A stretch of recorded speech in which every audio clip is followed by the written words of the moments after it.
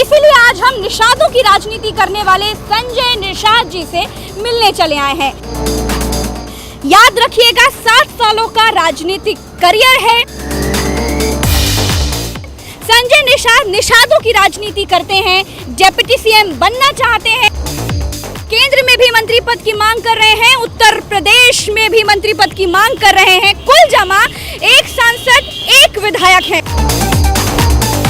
संजय जी की पूरी फौज आ चुकी है और हम यहाँ पर पहुँच गए हैं और पहली बार ऐसा हुआ है कि लीडर के आने के पहले उनकी पूरी फौज पहुँच गई है।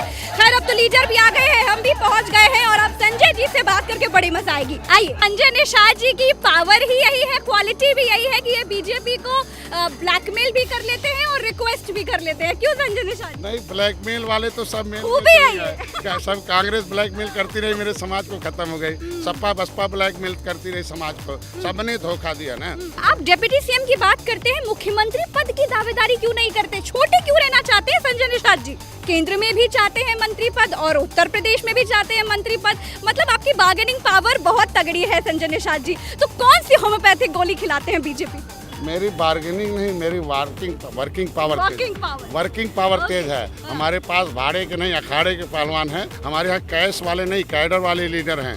विज्ञापन वाले नहीं, ज्ञापन वाले लीडर हैं। पौवा भर वोट पर पार्टी का लेविल लगा के पावर में थे, झगुआ भर वोट पर पौवा का लेविल लगा के इनको पाँव में रखे थे और मैंने इन्हें पार्टी का लेविल लगा दिया। ये झगुआ भर वोट पर ये पावर में आने के लिए बेताज हो गए और पावर जिसने इनको धोखा दिया उनसे सत्ता छीन लिया। मुकेश सहनी की भी एंट्री होती है, तो ये जो झगुआ भर वोटर हैं ये किसकी तरफ जाएंगे ये बताइए। ये विज्ञापन को देख के नहीं, ज्ञापन ये हमारे समाज के लोग, हमारे साथ केवट भी है, मल्लाह भी है, बिंद भी है, कश्यप, कहार, धीवर, रखवार, बातम, सरोया, कुलमट, चाई, गोड़िया, लोधी, ये सब मेरे साथ हैं। अच्छा, आपके दिल में सबसे ज्यादा जगह किसने बनाई है, नरेंद्र मोदी, योगी आदित्यनाथ या अमित शाह? भाई देखो, इस देश का नेता अमित शाह है और नरेंद्र मोदी है। 1900 आपको महल कब मिलेगा? 1992 से पहले 1992 शासन पर कब बैठेंगे?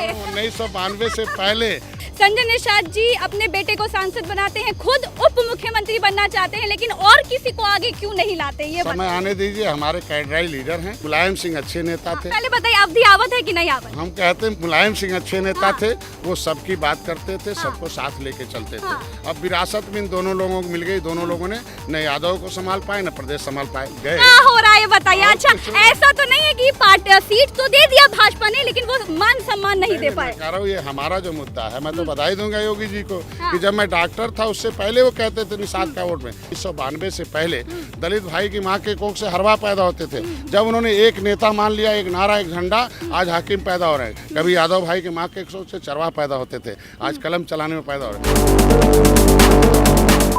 तो हमारे साथ निषाद पार्टी के राष्ट्रीय अध्यक्ष संजय निषाद जी आ गए हैं और संजय निषाद जी की तारीफ इसलिए भी करनी चाहिए क्योंकि बहुत कम समय में इन्होंने लखनऊ से लेकर दिल्ली तक बहुत तगड़ी पहुंच बना ली है और तगड़ी पावर बना ली है।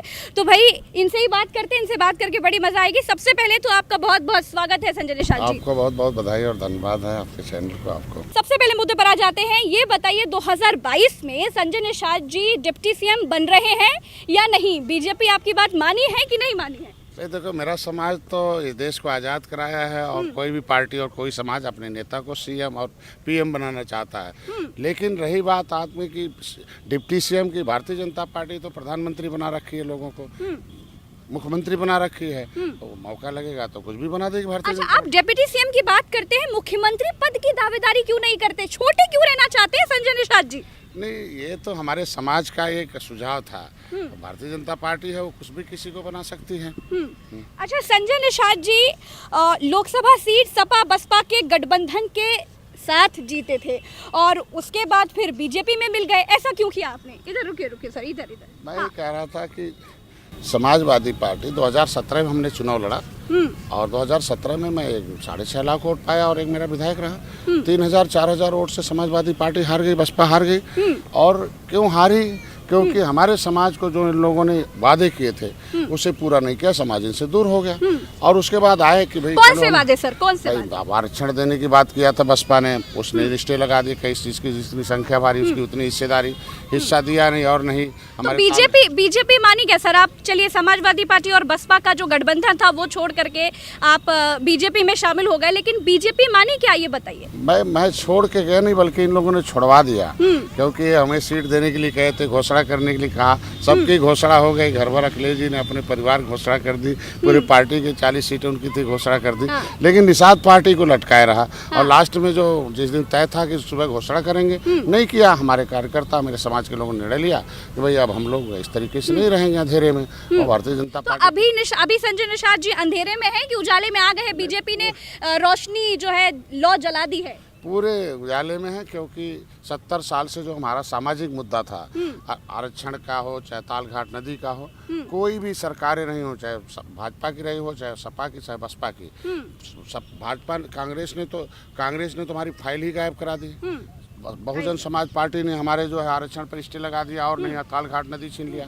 समाजवादी पार्टी जो थी वो समाजवादी पार्टी ने कहा था कि हम आपके आरक्षण के मुद्दे को हल करेंगे, और नहीं बिशम्बर जी जो है आपके आवाज़ उठाते दिल्ली में, और समाजवादी पार्टी के सारे सांसद बाहर चले जाते हैं।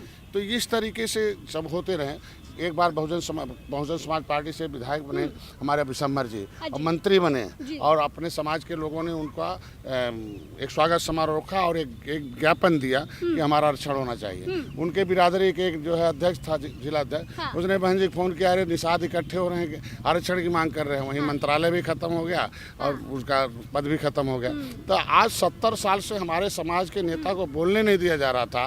कम से कम इंजीनियर प्रवीण अपनी आवाज़ उठाते हैं, और दिल्ली और राज्य और केंद्र दोनों दरबार इकट्ठे होके 1 घंटे विचार करके मछुआ समुदाय के समस्याओं के हल की बात करती है, और जब बहस होता है तब फैसले होते हैं। अब 70 साल से तो किसी ने सुना नहीं, कम से कम अब केंद्र और राज्य मिल रहा है। तो मतलब अभी डिप्टी सीएम बन रहे हैं 2022 में, आप चेहरा होंगे संजय निषाद जी। हम कहते हैं मेरा समाज तो हमें सीएम बनाने के लिए पार्टी खड़ा किया ना, और अभी बसपा का खड़ा हुआ, सपा का। मांग तो सिर्फ डिप्टी सीएम की कर रहे हैं। मांग तो हमारा केवल आरक्षण का है। हमारा मुद्दा आरक्षण है, मेरा मुद्दा तालघाट नदी का, मेरा मुद्दा मुकदमे का है। और डिप्टी सीएम बनने की मांग भाई हमारे समाज का एक सुझाव है डिप्टी सीएम का, और सुझाव हो गया, भारतीय जनता पार्टी के ऊपर जाता है। हम कहते हैं अगर यादव समाज के लोग 5% लोग हमारे वोट से डिप्टी सीएम बन सकते हैं, अगर हमारे वोट से बसपा का आदमी सीएम बन सकता है, हम उनसे हटने के बाद वो सीएम हट सकते हैं, तो भारतीय जनता पार्टी तो अभी मोदी को पिछड़े वर्ग के लोगों को मुख्यमंत्री प्रधानमंत्री बना रखा है। दर्जनों मुख्यमंत्री पिछड़े जाति के हैं, हो सकता समय आने पर हमको भी। अच्छा संजय निषाद जी की ख्वाहिशें इतनी है कि हर ख्वाहिशों पे दम निकले, तो भाई सीटें हैं 2 और आपकी ख्वाहिश है डिप्टी सीएम बनने की, तो बीजेपी 2 सीटों के साथ आपको डिप्टी सीएम का चेहरा क्यों बनाए संजय निषाद? मेरी ख्वाहिश है मेरे समाज का मुद्दा हल हो। हमारे समाज के लोगों ने देश को आज़ाद कराया था, हमारे समाज के लोगों ने इस देश को आज़ाद कराकर संविधान बनाया। संविधान में हमारा मझवार, गौड़, तुरैया, खरवाल, मेराड़, खरोट, कोली 7 नामों से है।